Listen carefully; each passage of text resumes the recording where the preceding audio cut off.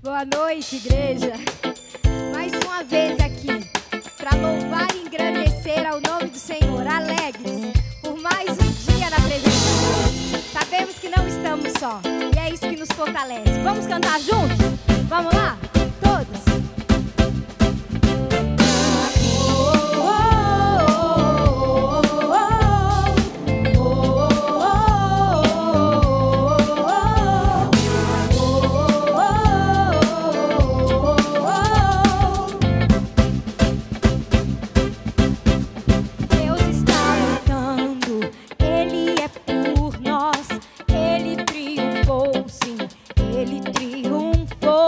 Está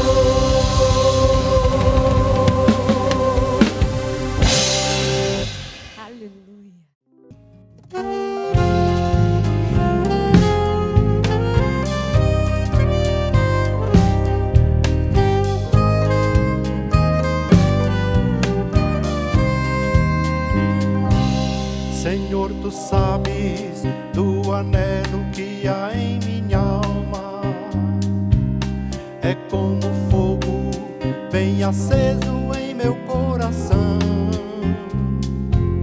Senhor, pergunto, por que é que eu não posso andar pelos países deste mundo perdido? Eu quisera ir ao campo missionário, eu quisera, Senhoria, proclamar, mesmo aqueles quase mortos, sem saber que há um Deus. Eu quisera anunciar.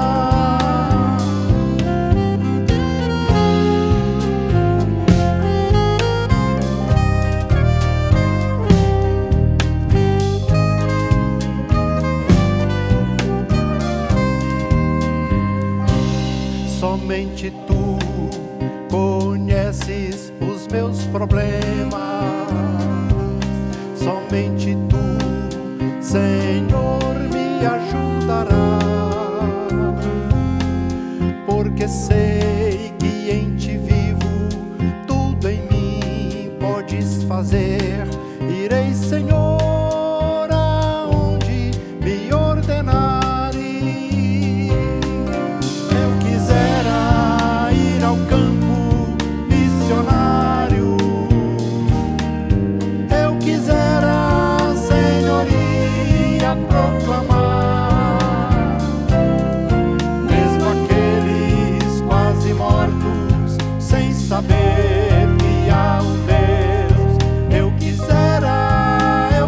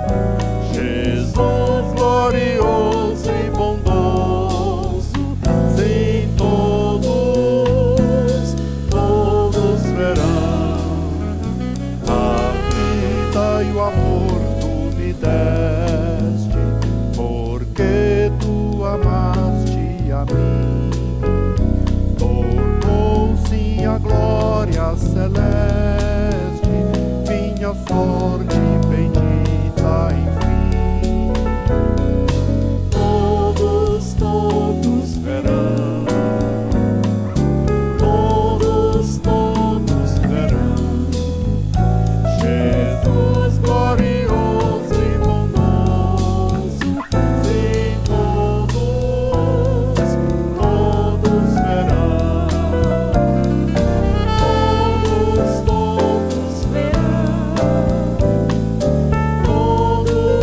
verão, todos verão, Jesus glorioso e bondoso, sim, todos verão.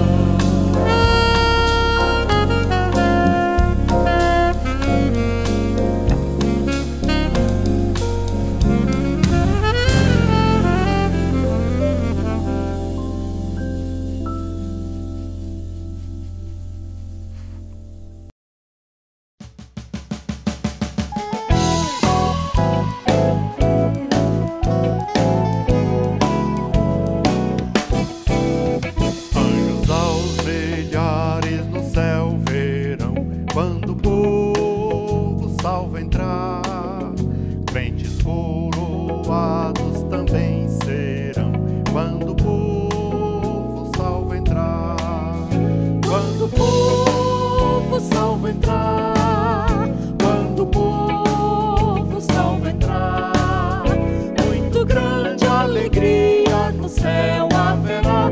Quando o povo salvo entrar, Os remidos lá onde se encontra, quando o povo salvo entrar, vestes brancas todos hão de trajar, quando o povo salvo entrar, quando o povo salvo entrar, quando o povo salvo entrar, muito grande alegria no céu haverá. Quando o povo salvo entrar, todos vencedores lá hão de estar. Quando o povo salvo entrar, a tribulação não terá lugar. Quando o povo salvo entrar, quando o povo salvo entrar, quando o povo salvo entrar, muito grande alegria no céu haverá. Quando o povo salvo entrar.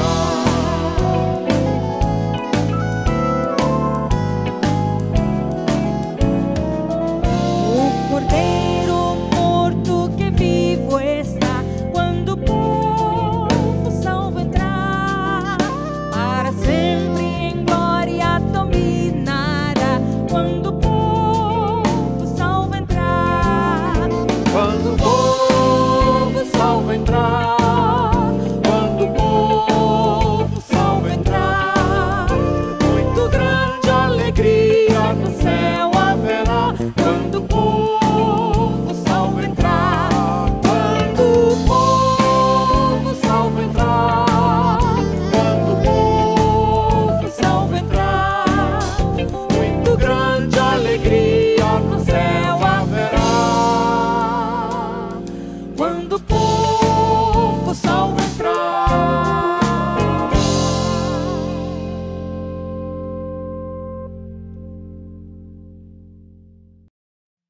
Meus irmãos, mais uma vez eu agradeço a atenção de todos e peço para abrirem suas Bíblias num texto que dará sequência à nossa reflexão, que já acontece há algumas semanas. João, capítulo 4, e hoje nós vamos ler do versículo 35 ao 42.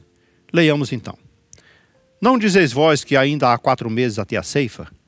Eu, porém, vos digo, erguei os olhos e vede os campos, pois já branquejam para a ceifa. O ceifeiro recebe desde já a recompensa e entesoura o seu fruto para a vida eterna. E dessarte se alegram tanto o semeador como o ceifeiro, pois no caso é verdadeiro o ditado: um é o semeador e outro é o ceifeiro. Eu vos enviei para ceifar o que não semeastes. Outros trabalharam e vós entraste no seu trabalho. Muitos samaritanos daquela cidade creram nele em virtude do testemunho da mulher que anunciara. Ele me disse tudo quanto tenho feito. Vindo, pois, os samaritanos ter com Jesus, pediram-lhe que permanecesse com eles. Ele ficou ali 2 dias. Muitos outros creram nele por causa da sua palavra e diziam à mulher: já agora não é pelo que dissestes que nós cremos, mas porque nós mesmos temos ouvido e sabemos que este é verdadeiramente o Salvador do mundo. E amém. Glória a Deus. Senhor Deus, que o Senhor nos abençoe mais uma vez. Que a Tua palavra encontre um lugar no nosso entendimento e no nosso coração, para compreendermos e guardarmos com amor e fidelidade. Assim pedimos em nome de Jesus. Amém. Queridos, já há alguns dias, dentro dessa mesma palavra do Evangelho de João, nós tivemos uma reflexão cujo título é A Missão do Filho de Deus. Quando Jesus veio, declarou qual era a sua missão, o que ele veio fazer. A sua missão salvadora da humanidade, de buscar e salvar o que se havia perdido. Mas como todos sabemos, Jesus ficou aqui na terra apenas 3 anos e meio exercendo o seu trabalho. Ele viveu 33 anos, mas o trabalho de ministério mesmo foram apenas 3 anos e meio. Um tempo relativamente curto para você fazer tudo o que tem que ser feito em salvar toda a humanidade que está debaixo do sol. Naturalmente, isso é óbvio, o Senhor teria que preparar alguém para fazer isso. E os discípulos estavam ali para isso, para aprender a dar continuidade a esse trabalho, a essa missão que o Senhor Jesus deixou para ele. Por isso, hoje, a nossa reflexão tem o seguinte título: é hora de fazer a obra missionária. Hoje nós vamos falar sobre missões. Que missão é essa que o Senhor nos confiou, que confiou aos seus discípulos, que o Senhor começou a fazer, mas que não chegou ao fim dela, porque o restante ficou por nossa conta. Eu quero compartilhar com vocês uma alegoria.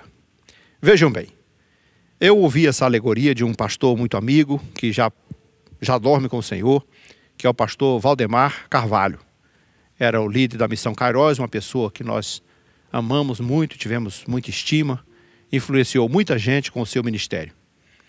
Mas ele contou, certa feita na nossa igreja, uma alegoria, claro que sempre com muito cuidado, repetindo muitas vezes. Olha, preste atenção, é uma alegoria, tá? Não é Bíblia, mas uma alegoria que é para você refletir.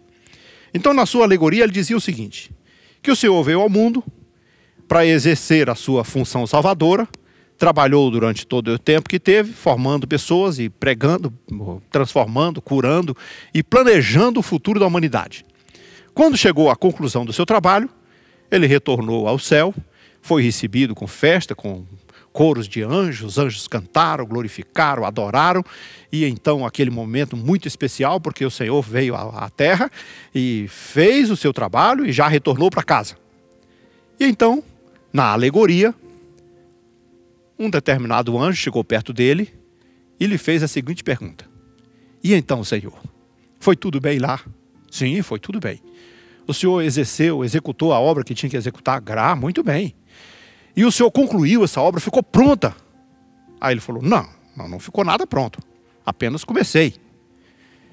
Mas, e aí, como é que vai ser? Não, eu preparei lá 12 homens, discípulos, e os deixei lá preparados para dar continuidade ao trabalho até o fim. É mesmo? Mas esses homens, eles são realmente capazes? Eles estão prontos para isso? Vai dar tudo certo? São homens, então, escolhidos a dedo? Sim, com certeza. Claro que Jesus nem precisou falar que no meio desses homens, um foi o traidor, outro o negou na hora do aperto, e tem outro que até o momento não acreditou na sua ressurreição. O anjo então lhe faz a seguinte pergunta: Senhor, e se der errado? Caso, sim, por acaso, se por acaso não der certo, tiver algum problema, qual é o plano B? Se por acaso esses homens falharem, tem um plano B? Então, como é uma alegoria, ele disse: não, não têm um plano B. Eles não podem falhar. Confesso a vocês que essa alegoria impactou muito a minha vida quando contada pelos lábios do pastor Valdemar. E eu fiquei pensando, meu Deus, eu sou uma dessas pessoas que não pode falhar. Que está sobre a nossa responsabilidade dar continuidade àquilo que o Senhor planejou para a humanidade. A salvação do mundo, a pregação do Evangelho e a propagação do seu reino em todos os termos da terra e a toda criatura. Por isso hoje, para que possamos conversar sobre missões, falar sobre a obra missionária, nós vamos seguir dentro do texto de hoje 3 partes que eu quero que você memorize para facilitar a sua compreensão. A primeira coisa é necessário querer enxergar as necessidades do mundo. Queridos, isso é muito fundamental, porque a obra missionária está aí às claras para todo mundo ver. Mas a maioria de nós, a maioria das pessoas, inclusive dos cristãos lavados, remidos, transformados pelo Senhor, não querem ver. Preferem ver outras coisas. Nós estamos muito reduzidos a um trabalho centrado dentro de nossas próprias igrejas, dentro de nossas próprias 4 paredes, como se diziam. Faríamos, não fosse agora o período da pandemia, nós somos capazes de reunir 100, 200 jovens dentro de uma igreja, ensaiando um coral. Mas não somos capazes de colocar meia dúzia deles na rua, evangelizando pessoas. É preciso enxergar, e é preciso querer enxergar a necessidade da obra missionária.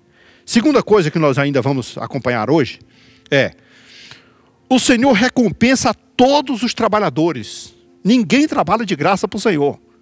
Ele é o galardoador daqueles que servem. E todo aquele que se envolver, que se engajar na obra, será muito abençoado, porque é impossível alguém colher e, sendo abençoado por Deus, não fazer uso daquilo que ele plantou.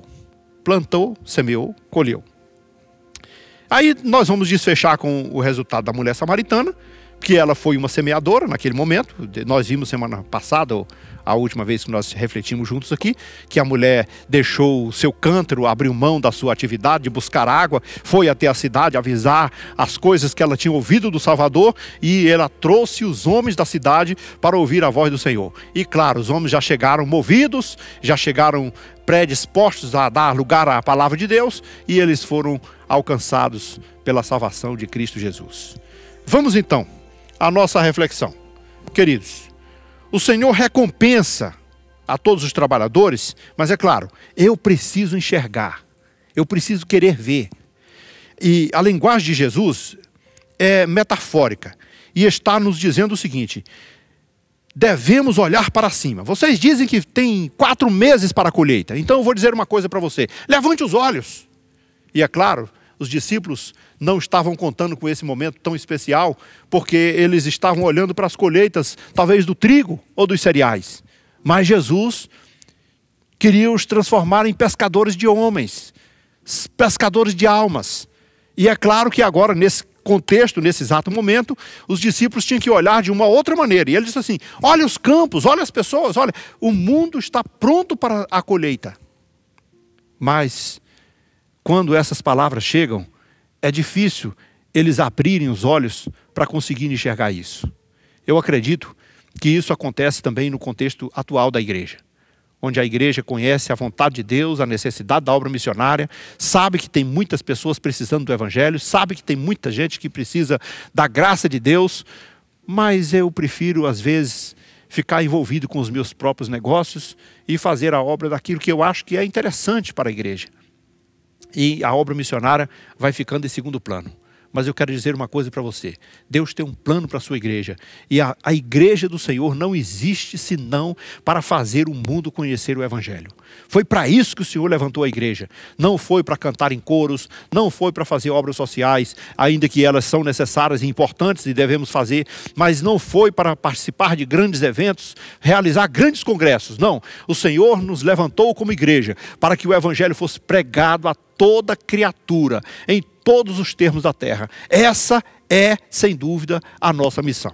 E por isso, o Senhor está falando aqui numa linguagem figurada para os discípulos entenderem. Olha, levante os olhos e vejam. E eu vou parafrasear hoje para você. Levante os olhos, igreja, e olhe para frente. A necessidade é imensa. Há bilhões de pessoas. Nós cantávamos o hino 65 da harpa que diz eis os milhões, e hoje nós temos que traduzi-lo para eis os bilhões de pessoas. São bilhões de pessoas que nunca ouviram falar do amor de Deus, e elas estão se perdendo por causa disso.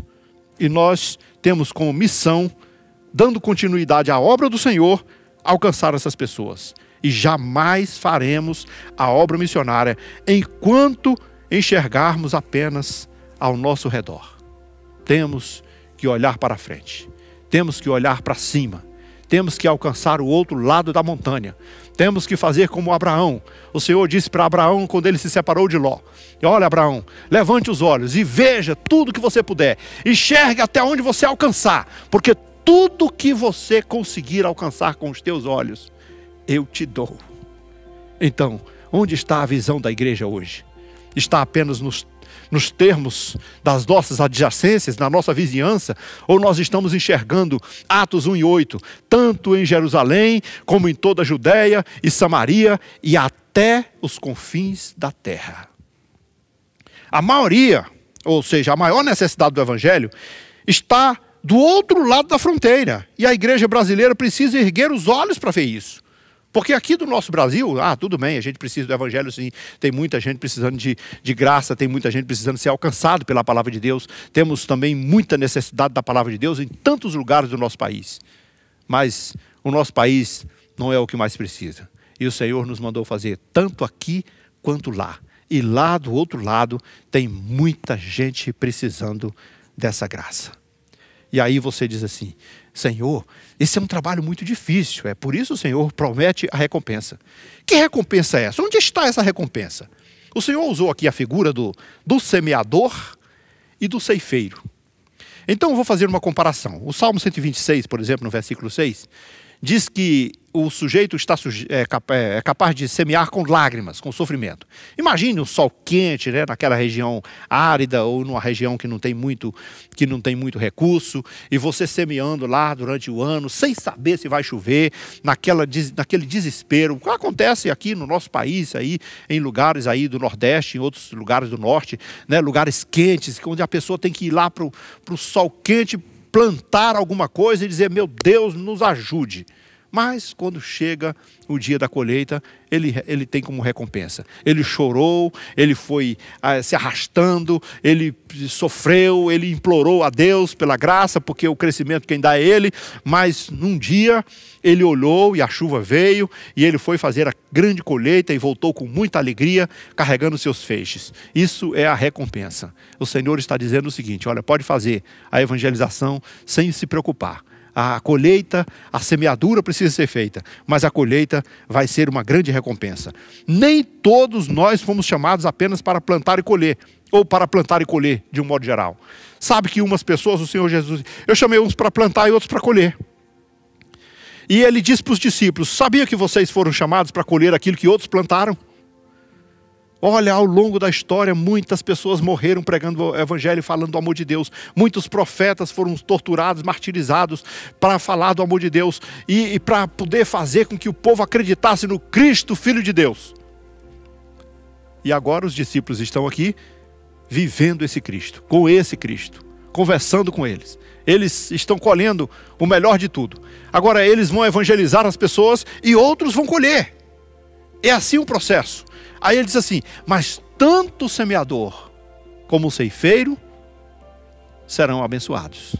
Porque um é o semeador, o outro é o ceifeiro, mas ambos serão alcançados pela bênção de Deus. Então, nós temos uma recompensa. O Senhor nos deu o privilégio de colher o que foi plantado pelos outros. Olha, de vez em quando a gente vê acontecer algumas coisas, por exemplo, eu acho que talvez no contexto do Evangelho essa linguagem se torna um pouco mais comum a nós. Alguém dizia assim: olha, eu ganhei fulano de tal para Jesus, ou várias pessoas para Jesus. E de repente, quando a gente começa a fazer as contas mesmo, talvez você nem ganhou ninguém para Jesus. Você foi apenas aquele que colheu. Aquilo que muita gente já orou, já chorou, já sofreu, já pregou, evangelizou, distribuiu os folhetos, fez tanta coisa em prol daquela pessoa, intercedeu, orou bastante por ele, pediu muito que Deus o abençoasse, e você estava lá, nem sabia dessa oração, jamais tomou conhecimento dos fatos. De repente, um dia, essa pessoa passa na sua frente e você é o instrumento de Deus para lhe lançar a semente da palavra.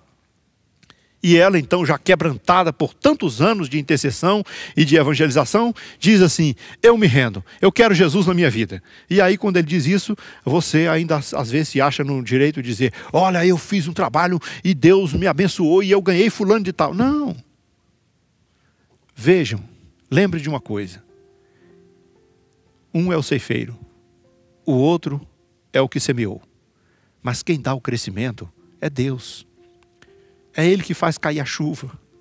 É Ele que faz a semente brotar da terra. É Ele que dá a sobrevivência. Tudo depende de Deus. Nós somos apenas seus instrumentos.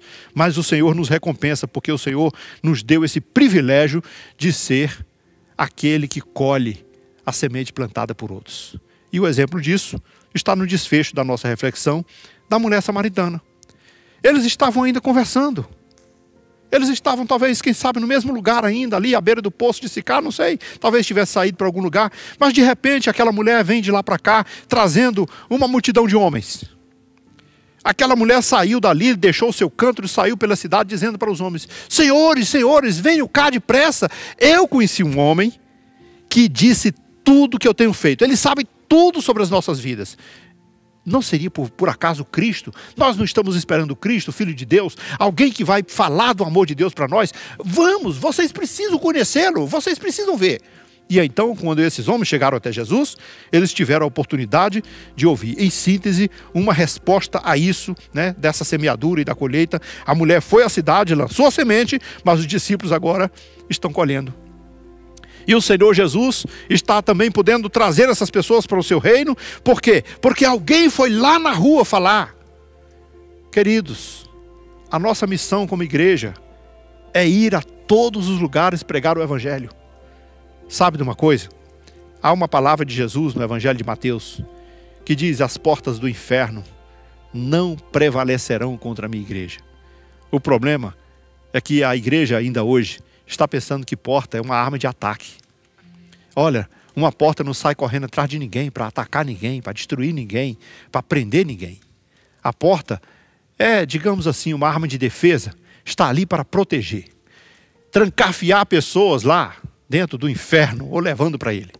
É missão da igreja ir lá e arrebentar essas portas, porque essas portas não hão de prevalecer contra a igreja do Senhor. Então a nossa missão é fazer aquilo que o Senhor Jesus falou. Naquele texto da missão do Filho de Deus, o Filho do Homem veio buscar e salvar o que se havia perdido. E qual é a missão da igreja? A missão da igreja é continuar aquilo que o Senhor começou a fazer. É a nossa missão, pregar o Evangelho. No reino de Deus, há aqueles que oram, há aqueles que choram, há aqueles que evangelizam com muita dor, e há aqueles que trabalham arduamente, e há aqueles que colhem, e há aqueles que pregam. De vez em quando, a gente pensa que é privilégio de uns e sofrimento de outros. De vez em quando a gente pensa que é mérito de uns e não de outros. Talvez o grande pregador que conseguiu arrebatar uma grande multidão não tenha noção de pessoas que intercederam por ele. E intercederam por aquelas pessoas que ouviram o seu evangelho. O mérito não é do pregador. O mérito é de todos. Uns choram, outros oram, todos semeiam. E apenas alguns têm o privilégio de colher. Que nós continuemos, Senhor, que nós continuemos a fazer a obra de Deus. Que nós continuemos, entre tudo que devemos saber, é que não há mérito humano nem no semeador e muito menos no ceifeiro. Porque nenhum deles tem o poder de fazer nascer ou crescer algo no reino do Senhor. Mas é o Senhor quem dá a chuva. É Deus quem dá o crescimento. Ele é o único merecedor de toda a honra e de toda a glória. Assim podemos entender o texto. O Espírito Santo convence o homem do pecado, da justiça e do juízo. Então o trabalho sempre deve ser nosso, mas a glória sempre é de Deus. Que Deus nos abençoe e nos faça cada dia igreja missionária, comprometida com o reino de Deus, com a evangelização do mundo, para dar continuidade àquilo que o Senhor começou a fazer por nós e vai concluir, porque Ele é suficiente para isso. Que o Senhor nos abençoe, curve a sua cabeça e vamos orar pela igreja do Senhor. Amado Pai, te agradecemos por esse momento da Tua palavra, pela reflexão. Te agradecemos, Senhor, pela confiança que o Senhor nos deu de entregar em nossas mãos a responsabilidade de evangelizar pessoas, de falar do Teu amor, do Teu reino, da Tua graça, do Teu perdão, da Tua misericórdia. Que o Senhor faça da Tua igreja, Senhor, brasileira, uma igreja forte, abençoada, evangelizadora, missionária, que engrandeça o Teu reino e que o Teu nome seja glorificado por intermédio das nossas vidas. Nós pedimos isso, Pai Santo, no nome de Jesus Cristo, o Teu amado Filho. Amém. Glória a Deus, queridos. Vamos louvar mais um pouquinho. O Ministério de Louvor está pronto. Vamos adorar o Senhor juntos. Daqui a pouquinho nós encerramos com a bênção apostólica. Deus abençoe.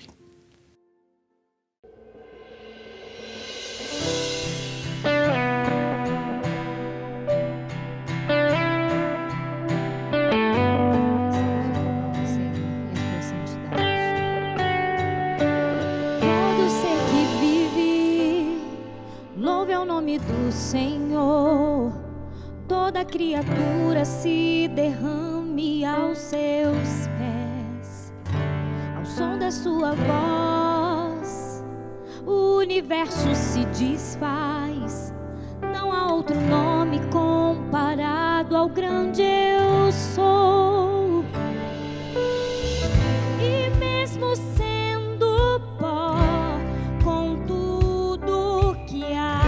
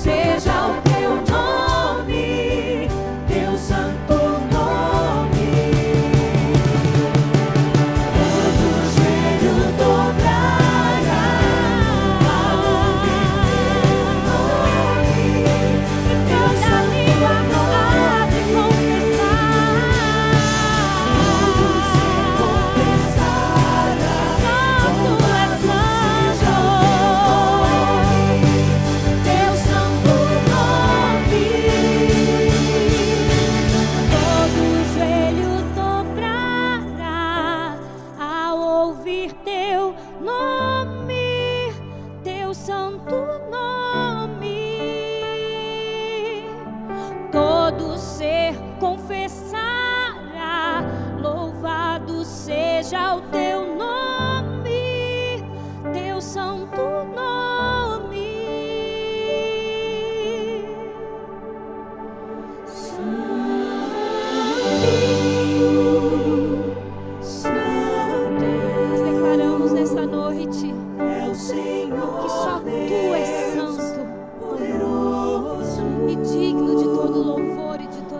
coração. Cante aí na sua casa. Derrame o seu coração a Ele. Tu és santo, santo. É o Senhor Deus poderoso, digno de louvor, digno de louvor. Tu és santo, santo.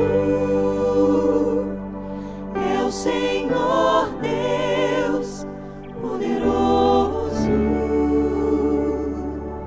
digno de louvor, digno de louvor.